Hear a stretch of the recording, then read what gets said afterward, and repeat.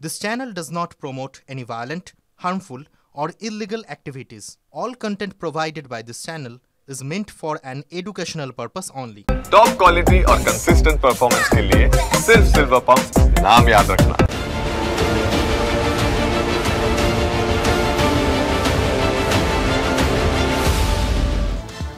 দেখছেন টিভি9 বাংলা দমনার 10 নিয়ে আমি আত্রেই আপনাদের সঙ্গে।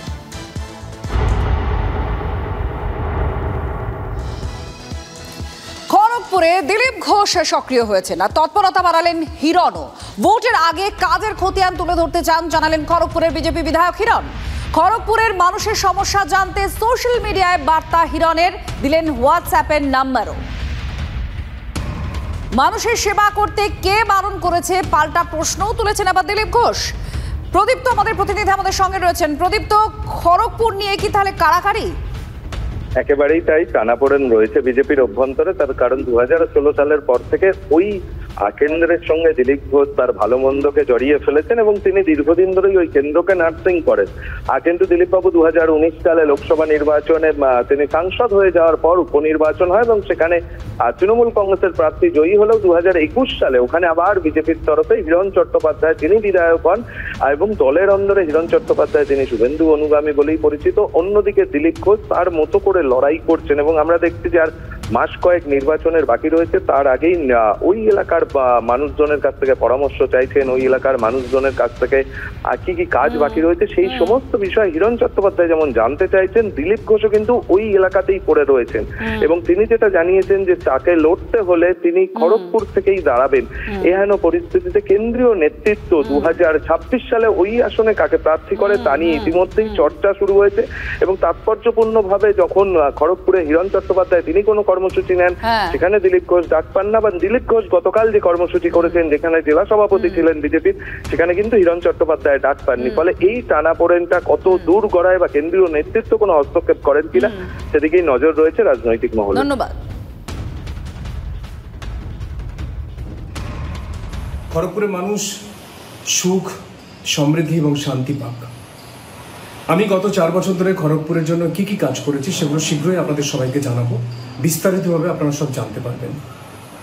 এবং আমি একটি হোয়াটসঅ্যাপ নাম্বার আপনাদের সবাইকে দিয়েছি, শুধুমাত্র খড়গপুরের মানুষরা আপনারা মেসেজ করবেন এবং সেই মেসেজেতে আপনি আপনার নাম, কোন ওয়ার্ড এবং আপনার সমস্যা বা পরামর্শের কথা লিখে পাঠাবেন। আমি বা আমার টিম আমরা সর্বান্তভাবে চেষ্টা করব যে আপনার সমস্যার সমাধান করার এবং আপনার পরামর্শ নিয়ে আমরা খড়গপুরের আরও কি উন্নয়ন করতে পারি সেটাও আমরা চেষ্টা করব। ভালো কথা, মানুষের সেবা করতে থেকে না বলবো। দল কি চায়, দল আমাকে যা বলেছে এটা আমি করেছি। আমি চাই না দলের কাছে কিছু, দল আমার কাছে কিছু চায় না, আমার দেওয়ার কিছু নেই। 2026-এ কি খড়গপুরে আপনি পাঠ করতে চান এরকম? তোমরা যদি বলো চেষ্টা করব। আপনারা শুনলেন খড়গপুরে বিজেপি বিধায়ক হিরণের সোশ্যাল মিডিয়ায় বার্তা। আর তার মধ্যে দিলীপ ঘোষ, যেখানে খড়গপুরে তার ব্যাপক তৎপরতা বেড়েছে, আর সেই দিলীপ ঘোষ তিনি বলছেন যে মানুষের সেবা করতে কে বারণ করেছে, মানুষ চাইলে খড়গপুর থেকেই ভোটে লড়ার বার্তা। তৃণমূল কংগ্রেস নেতা অজিত মাইতি এই মুহূর্তে আমাদের সঙ্গে রয়েছেন, তার সঙ্গে আমরা কথা বলবো। অজিত বাবু, আপনি কিভাবে দেখছেন, এটা কি খড়গপুর নিয়ে তাহলে কাড়াকাড়ি শুরু হলো? কাড়াকাড়ি বিজেপির মধ্যে কে দিলীপ বাবু না হিরণ কে কাড়াকাড়ি করবে এটা নিয়ে আমাদের খুব একটা মাথা ব্যথা নেই। আমরা একদম অত্যন্ত মাথা ঠান্ডা করে ভাবছি খড়গপুর সিটটা এবারে আমাদের জিততে হবে। আমরা এবারে জিতবো। 2টো টার্ম আমরা খড়গপুর জিততে পারিনি, মাঝখানে বাই ইলেকশন জিতেছিলাম, আবার খুব সামান্য ভোটে, গতবারে মাত্র 2500 ভোটে হেরেছি। অতএব এবারে খড়গপুরটা জেতার দোরগোড়াতে আছি আমরা, খড়গপুর জিতবো। এবং এটা তো দেখো দিলীপ ঘোষ কি বললেন সেই ব্যাপারেও আমাদের মাথা ঘামানো নেই, আর হিরণ কি বললেন। তবে আমি নিশ্চিত বিজেপি এবারে হারবে, শুধু খড়গপুর নয়, ওই 2টো জেলার 15টা সিটেই ওরা হারবে নিশ্চিত হবে। ধন্যবাদ।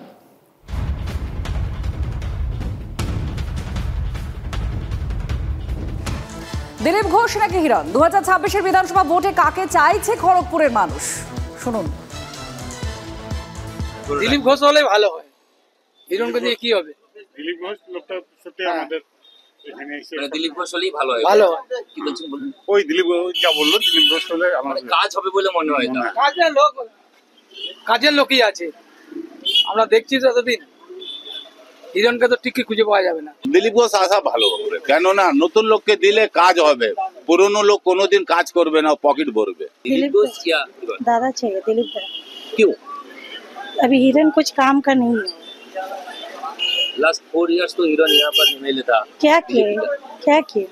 दिलीप घोष सबसे मिलता है, सबसे खबर लेता है। हिरन का कोई पता आज तक देखा नहीं, हम लोग देखा ही नहीं हिरन को। দিলীপ দা জিন্দাবাদ। দিলীপ ঘোষ কেন? আমাদের কাছের লোক, সব সময় আমাদের কাছে পৌঁছে, সুখে দুঃখে সব সময় পেয়ে যাই ওনাকে। হিরণ তো গত 4 বছর ধরে এখানকার বিধায়ক আছে, কিন্তু বিধায়ক আছে, কিন্তু দিলীপ দাকে আমরা নিজের মতো মনে করেছি। दिलीप घोष व हिरन হ্যাঁ हिरन হিরণ কাজ করছে। मोटामोटी কাজ করছে।